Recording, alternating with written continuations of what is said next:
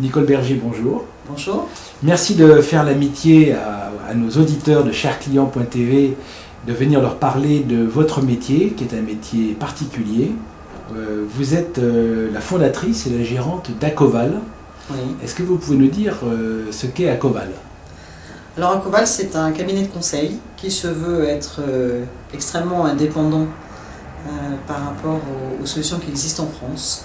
Et notre métier est d'accompagner les entreprises à définir le périmètre de leur projet, à consulter les solutions qui vont être susceptibles d'y répondre, en tout cas en adéquation avec les besoins, et de les accompagner tout au long de ce projet pour faire des projets, voilà, un projet réussi. Des projets de CRM. Absolument, un projet de gestion de la relation client. Alors notre métier est vraiment expressément orienté sur la relation client, que ce soit un projet informatique d'automatisation de force de vente, du marketing ou des équipes services, ou sinon tout ce qui est optimisation des outils déjà existants et des processus déjà existants orientés client. Alors, on va revenir après dans le cœur de votre métier, mais Acoval existe depuis combien de temps? Alors Acoval existe depuis 2003. 2003, oui. Et c'est vous qui l'avez créé? Voilà, en fait, j'ai été initialement chef de projet dans les entreprises, en charge de l'informatisation des forces de vente, ou de processus assez particuliers, orientés clients bien sûr.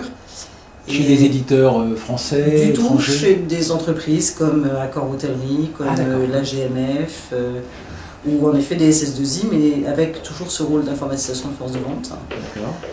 Et j'ai ensuite été dans une SS2I, où j'étais en charge de toute une activité d'intégration d'outils de CRM. Et après les années 2000, qu'on a tous connu, qui étaient un petit peu compliquées pour nos métiers, ouais, j'ai fait le choix d'une part d'écrire un livre sur toute cette expérience que j'avais pu déjà vivre dans l'informatisation des forces de vente, et donc réfléchir à ce projet d'Acoval, persuadé qu'il y avait très certainement la possibilité d'accompagner les entreprises, en tout cas de partager tout ce que moi j'avais vécu, toute cette expérience, avec les responsables qui étaient en charge des projets CRM au sein des entreprises. D'accord. Pourquoi ça s'appelle Acoval? Accompagnement et valorisation. Et valorisation, très voilà. Bien. Et donc on a vu votre parcours. Vous avez démarré en 2003. Vous adressez à quel type de public? Vos clients sont en quel profil? Alors, nos clients sont aussi bien des entreprises d'une centaine de collaborateurs, avec globalement entre 50 et 80 utilisateurs de l'outil que nous mettons en place, le cas échéant, jusqu'à des entreprises où on a 3000, 4000, 5000 collaborateurs. Donc c'est très variable. À différence de certains de mes confrères, je n'ai pas fait le choix de me spécialiser dans un métier. Certains de mes confrères sont en effet spécialisés dans la banque, dans l'assurance ou dans la pharmacie par exemple. Moi je pars du principe que les entreprises connaissent très bien leur métier, qu'ils n'ont pas besoin de compétences en plus. En revanche, on essaye d'apporter vraiment une compétence sur la méthodologie projet, parce que si on regarde bien en fait les entreprises, une organisation reste une organisation commerciale. L'organisation commerciale reste une organisation commerciale, qu'elle soit au sein d'une banque ou d'une pharmacie, en fait on a toujours la même problématique. En revanche, c'est vrai que cette méthodologie de projet, on essaye de l'apporter aux entreprises. Alors, le motif, c'est que les entreprises ont du mal, selon vous, à piloter ces projets seuls. Qu'est-ce qui fait qu'on a besoin d'être accompagné? C'est la compétence technique, c'est la capacité d'avoir un regard extérieur. Où est-ce que vous avez votre plus grande valeur ajoutée? Je pense déjà que c'est dans l'analyse du besoin en tant que tel. On ne peut pas demander à un directeur commercial, un directeur marketing ou un directeur informatique, voire une direction générale qui est en charge de ce projet, d'avoir la vision de tout ce qu'il pourrait faire. On ne peut pas être compétent dans son métier et en même temps être un expert de ce que peut apporter une solution de CRM. Donc si on se remet à l'initiative du projet, il faut déjà réfléchir au qu'est-ce qu'on va faire, qu'est-ce qui a du sens et pourquoi il faudrait faire plutôt ça que ça. C'est dans ces situations-là où on a vraiment une vraie valeur ajoutée, parce qu'on peut, nous, de l'extérieur, se permettre de leur faire observer ce qui pourrait faire évoluer, ou en tout cas comment on pourrait faire évoluer un certain nombre de processus, et les accompagner à formaliser tous ces aspects-là. Encore une fois, je pense que notre valeur ajoutée, elle est surtout de toute l'expertise qu'on a, et c'est dans ce contexte-là qu'on peut aller beaucoup plus vite dans la définition d'un besoin, dans l'identification d'un besoin, voire même dans l'analyse d'un besoin. Un directeur commercial va dire bon ben là je trouve que j'ai pas assez de visibilité sur les prochaines offres, lui il va s'exprimer simplement comme ça. Charge à nous de dire très bien, c'est quoi une offre, quel est votre cycle de vente, quelles sont les informations qui sont importantes, sous quelle forme vous souhaiteriez que ce soit restitué cette information pour vous permettre d'avancer. Donc on s'est posé des bonnes questions en fait par rapport à un besoin qui pour lui, je voudrais juste avoir la visibilité sur les offres. Qui est en général à l'initiative de votre intervention? Qui est-ce qui vous... Alors c'est très variable. Oui. En fait, c'est souvent la personne qui est en charge du projet. Et il se trouve encore aujourd'hui que les personnes en charge du projet sont des profils très différents. Ça peut être une direction générale, une direction commerciale, une direction marketing, une direction CRM ou une direction informatique. Donc c'est extrêmement variable. J'ai vraiment tout type de profil, ou des gens qui sont responsables d'études par exemple. Et donc, vous commencez par un diagnostic. Dire, voilà, quelle est la situation, comprendre un peu s'il y a des existants, quels sont les outils, quels sont les objectifs, les contraintes, etc. Parce que vous allez insérer ce projet, la plupart du temps dans les grandes organisations, dans des organisations informatiques existantes. Voilà, et puis ce qui est surtout important, c'est au-delà d'identifier ce qui existe, c'est surtout d'aller voir quelles sont les méthodes de travail et quelles sont les attentes des utilisateurs. Parce que c'est pas le tout de dire, bon, voilà ce qu'on va faire, mais voilà ce qu'on va faire à quel rythme, parce qu'on va identifier assez rapidement le projet cible, mais il faut aussi savoir comment on va phaser le projet. Avant d'essayer de faire tout d'un seul coup, ce qui est tout à fait utopique, hein, il faut essayer de voir quel est le projet cible, vers quoi veut aller l'entreprise, et en regard de ça, de dire, bon, très bien, on a un peu la cartographie, bon, on va prendre déjà la première pièce, on va essayer de la définir un peu plus précisément. Alors, on lit souvent qu'il y a des études qui ont démontré qu'une grande majorité des projets CRM sont des échecs. Vous adhérez à ça? Vous l'expliquez? Vous êtes en désaccord? Alors, je ne suis pas en désaccord, parce que si on le lit, c'est que certains l'ont vécu, et surtout les entreprises, donc j'imagine que ça doit être vrai. En fait, je vais être un petit peu direct. Je pense que le projet CRM, si c'est un échec, c'est qu'on ne souhaite pas que ça soit un succès. Il y a aujourd'hui tous les éléments pour faire en sorte qu'un projet CRM soit un succès. Maintenant, il y a des choses que peut-être certaines entreprises ne font pas. C'est-à-dire qu'elles ne vont pas jusqu'au bout de la démarche. C'est pas tout de mettre une très belle solution en place. S'il n'y a personne qui accompagne les équipes, s'il n'y a personne qui manage les équipes, s'il n'y a personne qui les incite à adhérer à ce projet, si on a mal expliqué le projet, oui, vous allez vers un échec. Si on a des outils qui sont extrêmement compliqués, avec des processus extrêmement compliqués, oui, vous allez vers l'échec. Donc, on pourrait citer un certain nombre de raisons comme ça qui pourraient amener à l'échec. Moi, je pense qu'il faut avancer dans un projet CRM pas à pas. Il ne faut pas essayer de tout régenter et faire le bing-bang tout de suite, surtout avec des populations commerciaux. Il faut aller pas à pas, tranquillement, les intégrer tout de suite dans le projet, leur demander de quoi ils ont besoin avant de dire de quoi nous, enfin, direction générale, a besoin, quoi, en fait. Et une fois que vous avancez comme ça, théoriquement, ça ne devrait pas être un échec. Alors après, c'est vrai que, qu'est-ce qu'on entend par échec? Est-ce que c'est parce que ça a coûté très cher? Il faut se reposer la question, comment on a identifié le besoin initialement? Est-ce qu'on n'a pas pris le ou les éditeurs les plus chers parce que ça nous arrangeait bien, parce qu'au moins c'est une marque sur le marché? Mais est-ce que ça a justifié? Le besoin a été justifié, enfin ce choix a été justifié en fait. Donc il y a aussi ces aspects-là. J'entends encore régulièrement, bon, on va en prendre un tel ou un tel parce que bon, ce sont les noms qu'on entend le plus souvent. Et on est à peu près sûr qu'ils vont faire, oui, mais est-ce que ça correspond aux besoins? Est-ce qu'il y avait besoin de mettre tous ces millions sur la table? Pas forcément. Donc, bon, vous voyez, l'échec, il peut venir vraiment partout. Si je vous entends bien, c'est les écueils classiques des pilotages de projet, c'est-à-dire les choses qui ne sont pas assez partagées, et probablement aussi un dimensionnement et des objectifs qui ne sont pas assez précis. Oui, où l'entreprise n'a pas fait le choix de se poser un petit peu avant de démarrer le projet en disant, bon, ok, de quoi on a besoin, quelles sont nos contraintes, elles sont budgétaires, elles sont techniques, elles sont organisationnelles, enfin bon, tous ces aspects qu'on doit un peu regarder quand on met ce type de projet en place. Et une fois qu'on s'est posé, qu'on a bien spécifié un peu l'ensemble du périmètre et des contraintes et des risques, parce qu'on oublie souvent les risques, une fois qu'on a identifié ces aspects-là, c'est plus facile d'aller voir sur le marché qui va pouvoir y répondre et qui va respecter les contraintes qu'on a, qui peuvent être budgétaires encore une fois. Et est-ce qu'il y a une tendance à viser trop lourd, trop complet, trop global tout de suite? C'est un des motifs d'échec fréquents, ou est-ce que les gens vont pas assez justement pas à pas comme vous le conseillez? C'est pas fréquent, mais c'est un des motifs d'échec en effet. Oui. Où tout de suite On veut que tout soit vérifié, tous les processus soient définis, que toutes les méthodes de travail soient déjà processées. Je ne sais pas si c'est un terme qu'on peut utiliser, mais bon, les commerciaux, vous n'allez pas les faire passer, j'exagère, mais du crayon, papier et téléphone à un outil où dès qu'ils écrivent quelque chose, il y a une règle de gestion qui vient les alerter sur le fait qu'il faut aussi saisir ça ou ça ou ça. Parce que là, forcément, ils vont payer.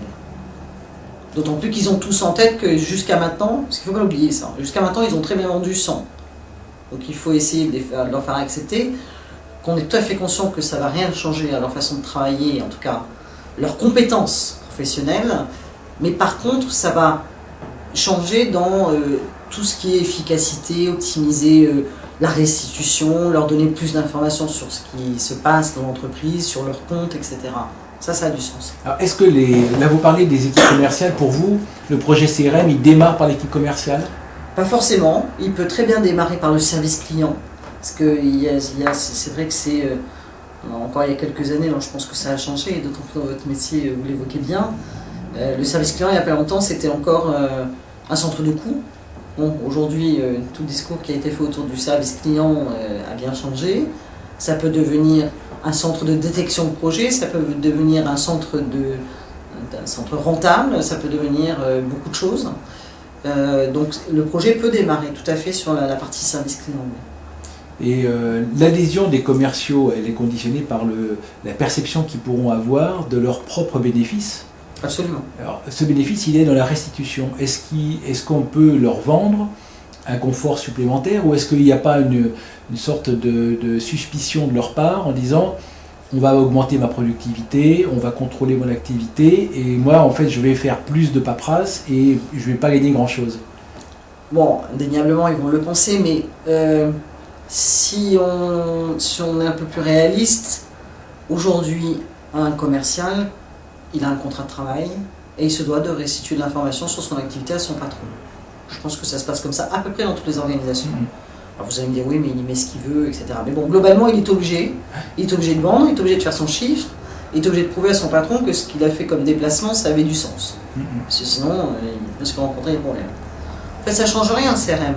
Sauf que on lui facilite ces aspects-là, on lui dit, vous avez un rendez-vous, très bien, saisissez-le tout de suite, il va redescendre dans votre agenda, vous aurez le nom de la personne, son téléphone, si vous arrivez en retard, vous pourrez l'appeler directement. Et puis en même temps, ça vous permettra d'alimenter automatiquement votre reporting. Donc si vous lui présentez des choses comme ça, il va dire ça a du sens, ça a deux avantages. Mon week-end, je vais passer à faire autre chose plutôt que mes reportings hebdomadaires. C'est un exemple bien sûr, tout le monde n'a pas ces contraintes-là. Et oui, vous ne changerez pas la vision d'un commercial. Mais au-delà des bénéfices, je pense que ce qui va aussi inciter un commercial à utiliser, c'est l'accès à l'information. Parce qu'aujourd'hui, on a encore beaucoup de vision comptable du client dans l'ERP, avec toutes ces informations comptables, ses factures, ses bons de commande, etc. Mais ça, c'est pas de la donnée commerciale. Bien sûr, c'est important pour le commercial. Mais lui, il voudrait savoir quand est-ce qu'il a appelé la dernière fois, c'était quoi le résumé de son appel. Il ne va pas sortir sa fiche cartonnée. Alors, j'exagère un peu, mais c'est difficile de sortir le cahier ou la fiche cartonnée systématiquement, on ne sait plus quand est-ce qu'on l'a vu, etc. Donc ça, c'est ça aussi qu'il faut mettre en avant, c'est cet accès à l'information, c'est ce partage de l'information. Ce sont tous ces points-là, je pense, qui font partie des bénéfices pour les commerciaux. Et alors, est-ce que vous avez le sentiment qu'il y a d'un côté les grandes organisations qui sont très avancées, de l'autre côté les plus petites qui le sont moins, ou est-ce qu'au contraire c'est un peu partagé? C'est complètement partagé. On a des grandes organisations qui ne sont pas équipées, ou tellement peu qu'on pourrait presque dire pas, et des petites organisations qui sont très efficaces, ou pas du tout équipées. Donc c'est complètement partagé. Je pourrais même pas vous dire par rapport au secteur d'activité, non, il n'y a rien qui pourrait vraiment... Si, alors bien sûr, classiquement, il y a les laboratoires qui sont très équipés parce que très tôt, ils ont eu besoin de ce type d'information. Maintenant, est-ce qu'ils ont évolué aussi rapidement que les outils de CRM ont évolué? Je ne sais pas vous dire. Il y a quand même beaucoup de renouvellement dans ce marché aujourd'hui en termes de projets. Mais il y a les banques, bien sûr, qui depuis longtemps gèrent leurs clients. Alors après, est-ce qu'ils vont jusqu'à savoir quelle est la relation entre le père, la mère, les enfants dans un même compte, etc. Ça, c'est un autre débat. Mais il y a des domaines où, en effet, où très vite, il y a eu besoin. Mais dans d'autres, il y a des gens qui sont très avancés, d'autres qui le sont beaucoup moins. Et alors, les objectifs qu'on qu'on vous manifeste? On se lance dans un projet CRM, c'est pour quoi? C'est pour améliorer la productivité? Quel est l'objectif qui vous est présenté? Le premier objectif, c'est un peu ce que j'évoquais tout à l'heure, c'est l'accès et le partage de l'information. C'est globalement le premier objectif qu'on met en avant. C'est que la direction générale se dit je sais rien, j'arrive pas à savoir. Mais même les commerciaux eux-mêmes. Et même les commerciaux. Ont du mal à... C'est pas eux qui demandent en général. Ils sont pas Mais si, parce originels. qu'ils sont dans leur voiture, entre deux rendez-vous, il faut qu'ils appellent l'assistante, mais l'assistante elle n'est pas disponible. Enfin, ou alors ils sont obligés de passer au bureau, de faire toutes les fiches papier du client ERP, de reprendre leurs notes. Enfin bon, c'est pas simple pour eux non plus. Alors que s'ils avaient une solution en temps réel ou pas, ils ouvrent l'ordinateur, là où j'ai vu la dernière fois, on a dit ça, ah c'était l'anniversaire de sa femme, tiens en fait. Bon, oui, là, en plus ce sont ses notes qu'il sait relire, c'est surtout ça en fait. Ah, il y a une livraison qui s'est mal passée, ah ben je vais lui en parler. Ça lui évite d'arriver en disant, au fait, la livraison la dernière fois ça s'est mal passé. Ah bon, monsieur le client, je n'étais pas au courant. Là, il arrive, il dit, je suis vraiment désolé, il paraît que ça s'est pas bien passé la dernière fois. Bon, ça lui donne confiance, puis il arrive avec un état d'esprit différent, il n'est pas mis en défaut, il a tous les éléments pour pouvoir aborder son client de façon extrêmement professionnelle, et il sait très bien ce qui s'est passé entre le client et l'entreprise. Là, vous évoquez des expériences d'entreprises organisées avec des forces commerciales qui se déplacent, etc. Est-ce que ça, c'est pas en voie de disparition? Est-ce qu'on n'est pas en train de remplacer ça par de la vente par call center, de la vente en ligne sur Internet? Est-ce que ça ne va pas, ou les réseaux de distribution eux-mêmes sont parfois en train de se réduire en nombre? On voit des organismes, des réseaux de distribution qui sont en train de recentrer, ou parfois d'autres se diffuser davantage. Comment vous voyez les choses? La place de la force commerciale, c'est en train du face-à-face en fait, c'est ça? Oui, du face-à-face demain. Voilà, ou du commercial itinérant. Est-ce qu'on a l'impression que les laboratoires sont en train vraiment de réduire leurs effectifs de délégués commerciaux? Les banques se déplacent un peu moins. Comment vous voyez les choses? Alors je ne sais pas comment ça va se passer dans les 10 prochaines années. Ce que je pense, c'est qu'aujourd'hui, en France, le face-à-face a encore un rôle extrêmement important dans un cycle de vente. Bon, alors après je vais modérer ce que je viens de dire en fonction de l'activité. Même si on prenait le cas de la banque, et il y a des banques aujourd'hui où il n'y a plus de face-à-face, hein, tout se fait par Internet. Bon, j'ai pas les chiffres, je ne sais pas dire. Je serais intéressé de voir quelle est la prise de part de marché de gens où il n'y a plus du tout de comptoir, plus d'agence, plus de personne, si ce n'est au téléphone, par rapport à une vision. Et même le téléphone qui tend à disparaître, même le téléphone à être remplacé par l'Internet, ouais. Dans beaucoup de cas. Ouais. Et ce rééquilibrage, effectivement, parce que le commercial est réputé coûter cher, et en fait ces projets de CRM, d'optimisation de la force de vente, ça cherche justement à faire se déplacer des gens à bon escient pour réduire les déplacements inutiles, etc. Exactement. Et il y a deux aspects. Hein. Il y a le fait que très certainement que certaines entreprises vont réduire les déplacements et faire du rendez-vous utile à la place de rendez-vous tout court. Ouais. Ça c'est inévitable, donc on va changer les méthodes de travail, on va mieux préparer ces rendez-vous, on va mieux prospecter, et on va aller voir des clients qui sont donc potentiel de signature est plus important que ce qu'on aurait fait avant. Donc ça c'est évident qu'on va aller dans ce sens-là. Je ne dis pas que c'est fait partout, mais j'imagine que tout le monde va tendre à cette d'approche. C'est là où le CRM devient important, c'est parce que pour cibler sur mon secteur par exemple, identifier quel est le client susceptible d'être intéressé ou le prospect susceptible d'être intéressé, savoir ce qu'il a acheté, ce que je vais pouvoir lui vendre en complément, c'est là où le CRM a du sens. Et pour le rendez-vous en face à face, même s'il y en a moins, et ben, au dernier moment, le commercial aura peut-être encore une information dont il aura besoin, peut-être qu'il se sera organisé sous forme de tournée au lieu de faire un rendez-vous et de repasser à son bureau. Donc, tout ça fait qu'il y a en effet une optimisation du géomarketing en fait. En plus, oui, absolument. Dans certains métiers, c'est très important. Et le data mining qui permet justement de constituer des cibles comportementales homogènes, etc. C'est comment vous le constatez, ça, ce recours au data mining? Sur certains projets, enfin, dans certains domaines d'activité, et très sincèrement, plus dans le B2C que dans le B2B. Parce que bon, un client dans le B2B, globalement, on arrive à maîtriser, le nombre de commandes est assez gérable, il achète telle ou telle offre. Donc dans le B2C, oui, on voit beaucoup de data mining. Et d'ailleurs, souvent, ce sont les données du CRM sont alimentées ou alimentent. Ouais, c'est très interconnecté. Voilà, c'est très interconnecté, exactement. Et sur la partie fidélisation, est-ce que c'est quelque chose qui est pratiqué? On voit pas mal de programmes de fidélisation avec des points, des choses comme ça. C'est souvent débattu en disant est-ce que ça vaut la peine, est-ce que ça sert à quelque chose, est-ce que ça fidélise ou non, etc. Est-ce que les entreprises placent les programmes la gestion de la fidélisation au cœur de leur réflexion CRM, ou est-ce que c'est quelque chose d'indépendant qui est géré indépendamment? Alors, c'est un petit peu la même chose que le point précédent. On va retrouver ça beaucoup dans le B2C, oui. Beaucoup dans des marques de vêtements, de parfumerie, etc. Un petit peu moins dans le B2B, même si on commence à en parler. Mais fidéliser quelqu'un qui vous achète, je sais pas, des tôles ou des chariots. Voilà, on a intérêt à fidéliser quand même. On a intérêt à fidéliser commercialement. Parce qu'on ne le remplacera pas facilement. Voilà, on a intérêt à le fidéliser commercialement. Ouais. On revient en face à face, en fait. Ouais. Mais on ne va pas le fidéliser sous forme de points ou sous forme de carte de fidélité. Donc c'est une approche un peu différente. Sur des vrais mécanismes de fidélisation à la marque et qui ne se reposent pas sur des facteurs externes, comme les cartes ou les points. Etc. Exactement. C'est le relationnel avec le commercial, c'est le suivi des livraisons, c'est la prise en charge du problème dès qu'il a été rencontré, c'est la rencontre ou en tout cas le coup de fil régulier.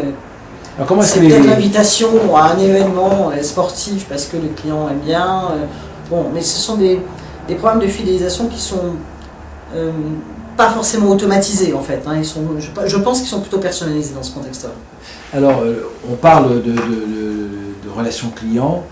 On ne peut pas parler de ce sujet sans aborder l'Internet. Est-ce que vous avez perçu une prise en compte plus marquée ces dernières années de la problématique Internet? Est-ce que les entreprises, dans leur projet CRM, quelle part ils lui font? Alors, on parlait tout à l'heure du service client. Je pense que plus ça va, plus on va aller vers de la déclaration d'incident via un site web, Internet, peu importe l'organisation, la réception de ces informations et la prise en charge du problème dans l'entreprise sur les outils de CRM, et la possibilité pour le client de tracer l'évolution de la prise en compte de la déclaration d'incident, du problème qu'il a rencontré. Ça, on commence maintenant à en entendre parler. La vente par Internet, bien sûr, beaucoup. Mais encore une fois, on est plus en B2C, parce que bon... Alors, j'exagère un peu parce qu'il y a certaines entreprises qui ont mis des possibilités de demander des devis sur Internet sur des produits plutôt complexes et assez industriels. Donc oui, on commence à le rencontrer. Et ils commencent à mettre à disposition des clients des espaces réservés. Et ces informations sont tout simplement ensuite rapatriées, gérées et remises à disposition. Et le transfert se fait par... Et donc le pilotage des commandes passées sur Internet, avec les circuits de distribution, les problématiques de logistique, de livraison, de reprise, de facturation, etc. Voilà, tous ces process-là, on peut les... C'est intégré maintenant dans la plupart des projets. Dans la plupart des solutions. Oui. Pas dans tous les projets encore. Ah oui, intuitivement comme ça, vous diriez que dans quel pourcentage de projets la partie Internet fait partie intégrante dès le départ? 20%. 20%. Et encore, je pense que je suis optimiste. Ah oui. Oui, il y a de quoi rendre pessimiste alors, si vous êtes optimiste. Non, je crois qu'il y a encore la culture en France. Encore une fois, on parle de la France. Oui. Je pense qu'en France, il y a encore une culture d'accueil téléphonique, de numéros privilégiés pour le client, de discuter avec le client, de le rassurer, de lui apporter la solution, et tout ça au téléphone avec des gens qui sont... dont c'est le métier de réceptionniste d'appel. Est-ce que vous avez l'impression alors que vous avez une entreprise classique qui continue à fonctionner peu ou prou de la même manière qu'il y a quelques années, et puis parallèlement une espèce d'entreprise bis qui prend en charge la démarche Internet de manière un peu séparée du reste, qui cherchera plus tard, on verra, à mettre des passerelles avec l'entreprise principale? Vous rencontrez plutôt ce cas de figure? Où la démarche Internet est confiée à une équipe spéciale qui va faire son affaire avec des budgets à part, etc. Non. Globalement, quand on rencontre sur les projets, c'est un des canaux qui est pris en charge dans le cadre du projet. D'accord. C'est pas parallélisé du tout comme démarche. En tout cas, moi, j'en ai pas rencontré.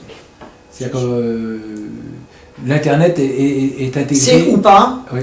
Une problématique qui est prise en compte et immédiatement par l'entreprise, ou elle le sera. Mais si vous ne la rencontrez pas, c'est pas parce que c'est un projet parallèle?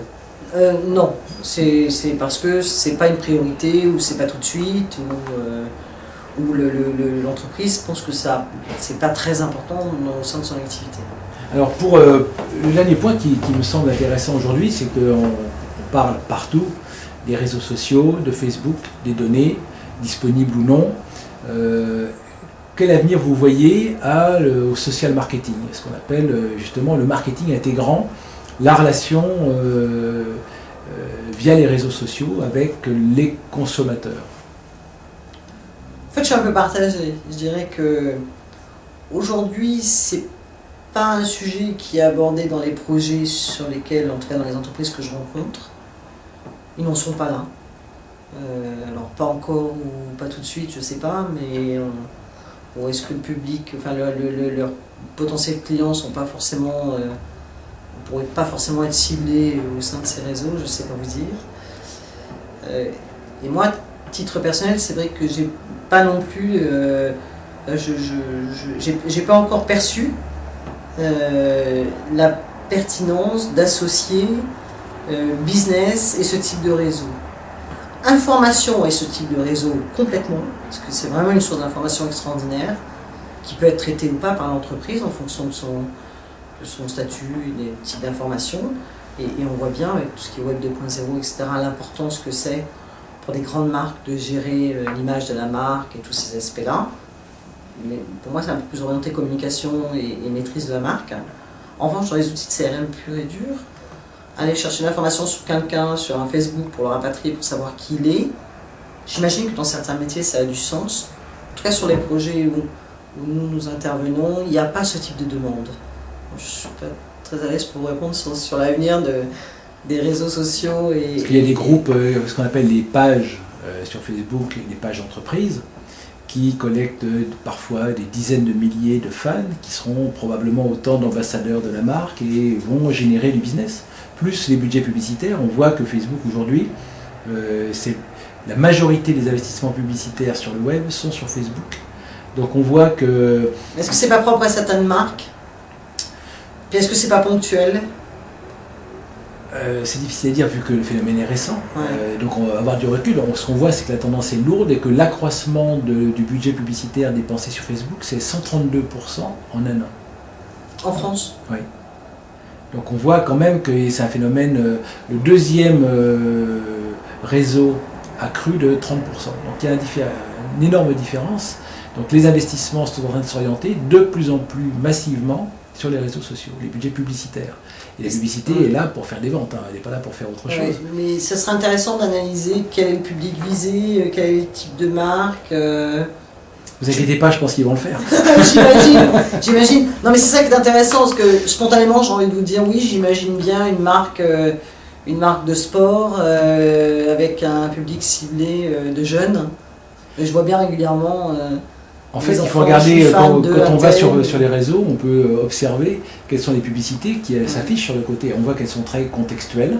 C'est-à-dire que si vous êtes en train de parler d'un sujet ou d'échanger sur un fil, sur un sujet donné, les publicités qui vont apparaître à côté seront en rapport avec le sujet, ce qui est un côté un peu intrusif et parfois gênant, mais néanmoins pas forcément gênant plus que ça, parce que ça n'empêche pas de continuer à discuter. Simplement, il y a une mécanique intellectuelle qui tourne d'un côté, qui va décortiquer les thèmes abordés. Et ça veut dire que, bien entendu, par définition, tous les thèmes peuvent être abordés, donc tous les produits sont susceptibles d'apparaître sous un format publicitaire juste à côté. Donc les exclusives sont peut-être pas très nombreuses finalement dans la durée. Aujourd'hui, ça commence probablement par les thèmes qui sont abordés par les publics de Facebook, mais ça peut très bien tourner vers le public qui est en train de vieillir sur Facebook. On voit que la population de 34-45 ans est en train de monter très nettement en puissance, donc probablement ça va devenir une démarche beaucoup plus générale et globale. Mais est-ce qu'il y a, enfin, je sais pas si je regarde un peu les gens à qui je suis connecté, il n'y a pas trop d'informations, ce ne sont pas des gens qui sont régulièrement sur Facebook, il n'y a pas la même utilisation que des jeunes qui passent au moins, je vais dire n'importe quoi, 1 heure, 1 heure et demie. Oui, c'est 1 heure par jour. Ouais. Voilà, donc... La durée moyenne d'utilisation sur Facebook en France, a priori, c'est 55 minutes. Donc, mais je pense qu'il y a des jeunes qui passent déjà 4 heures tout seuls, non? Probablement. Voilà, donc vous réduisez de l'autre côté. Mais ce qui est intéressant, c'est de voir tous les gens qui croient qu'ils ne sont pas sur Facebook et qui y sont. Et qui y sont, oui. Parce que d'autres les ont pris en photo, les ont tagués, les ont indiqués, parlent d'eux, y compris les marques qui n'ont pas de politique vis-à-vis des réseaux sociaux et qui ont des groupes créés par d'autres, par des collaborateurs ou par des... n'importe qui peut créer un groupe ou une page, voilà. Et c'est assez étonnant de voir qu'on peut ne pas avoir conscience que ça se fait et que ça existe, et que peut-être en croyant qu'on n'est pas sur Facebook, on y est peut-être déjà. Et si ça se trouve, on a des gens très actifs qui en parlent énormément. Merci beaucoup. C'est moi qui vous remercie. À très bientôt, au revoir. Merci.